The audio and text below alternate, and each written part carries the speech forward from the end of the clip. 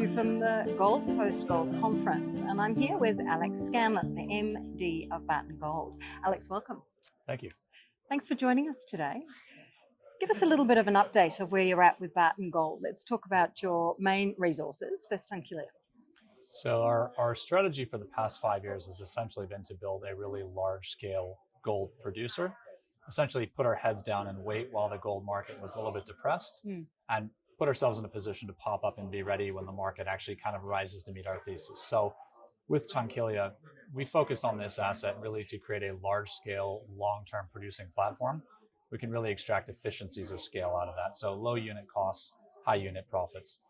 This is an asset we have had 5 new gold discoveries there. So we've just increased our resources to 1.6 million ounces. We're just about to put out a new study that'll basically set this up to be a large-scale gold producer at bottom quartile costs globally. And so this is something that's really now moving into the commercialization track. How do you keep your costs so low? Well, in operations, the model is really about unit efficiency. So bulk open pit mining, right? And we are really big fans of open pit mining, but particularly bulk open pit mining, because you're talking about large equipment, large shovels, large trucks.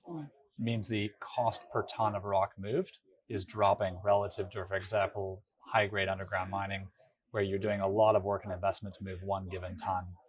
In a manner of speaking, we're kind of mining gold the way that you would mine coal. So it's all about driving your costs to the floor, basically hedging energy costs and making sure you can lock in a really strong profit. So you're also doing a very interesting thing on the cost front when it comes to Tarcoola. So tell us a little bit about that. So Tarcoola is a project right next door to Tunkillia. So it has the ability to blend high-grade feed into our Tunkillia project when we start that project, and essentially add economic torque to what is already going to be a large-scale mill. So what you would see is by putting higher-grade material from Tarcoola, which is historically a high-grade gold field, adding that into Tunkillia, you'll basically see the number of ounces per ton produced going down. So the cash cost is getting depressed, and the number of ounces are going up. But we also have this sort of neat trick of already owning another mill that we can use to process that ore first. So if we think about Tunkillia as kind of our stage 2 long-term scale asset, Tarcoola and our existing mill is the opportunity for us to very cheaply and simply go from standing start today into operations next year.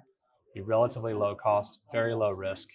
The mines and the mill are fully permitted and fully licensed. So we have that really significant infrastructure advantage going from, let's say, pre-producer into producer and re-rating our equity, but importantly, our credit, and shifting our team from pre-production to operations mentality, which is also a really important step. So what's the timeline there? I mean, how quickly? You said next year.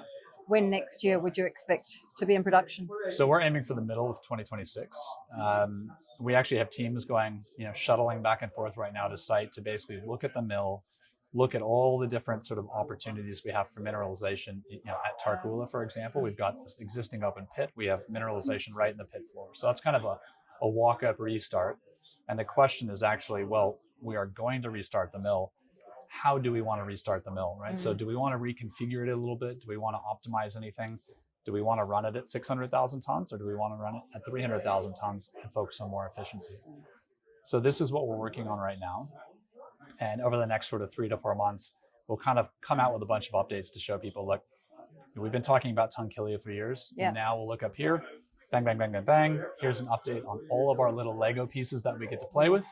Now here's how we're going to put them together and actually turn on production next year with a very specific plan. So this is a lot of kind of news to come out over the next few months.